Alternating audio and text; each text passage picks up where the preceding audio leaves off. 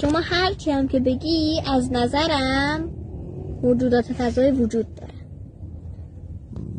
خب اگه بودن خب کوشن آرش. میگی وجود دارن، خب نظر تو دمت هم گرم، ولی خب کوشن. چون شما نمیبینیشون دلیل نمیشه که وجود نداشته باشن. ما میلیاردها ستاره داریم، میلیاردها سیاره داریم. خب حداقل 1000 تاش منطقتون دیگه باور میکنه دیگه که حداقل 1000 تاش که عددی هم نیست مثل زمین باشه. 1000 تاش. خب حالا اما اصلا دلیلی هم نداره که مثل داخل کارتونا مثلا یه آدم گنده سبز باشن با کله های گنده.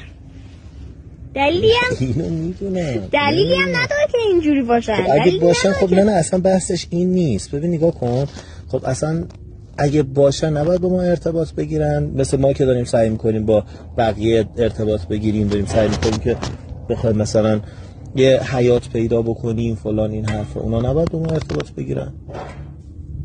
اونا چرا باید با ما ارتباط بگیرن؟ چون نکته ترسناکش دقیقاً اینه. چی؟ نزدیکترین دی ان ای به ما میدونی چه موجودیه؟ فکر کنم میمونا دیگه. بله، شامپانزه ها. خب شامپانزه ها فقط 1.2% دی ان ایشون با ما فرق داره. اما همین بله کلن 1.2%. اما همین 1.2% باعث شدش که ما شهر بسازیم، خونه بسازیم، خب ماشین بسازیم، ربات بسازیم، خب گوشی بسازیم، درست، کامپیوتر بسازیم. خب حالا فرض کن یکی همین 1.2% از ما بالاتر باشه، ما براش مثل شامپانزه میمونیم. راست میگی، به این نکته توجه نکرده بودم. ما براش مثل شامپانزه میمونیم.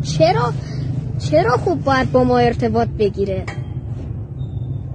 راست میگی، از این زاویه واقعا بهش دقت نکرده بودم. راست میگی، چه جالب.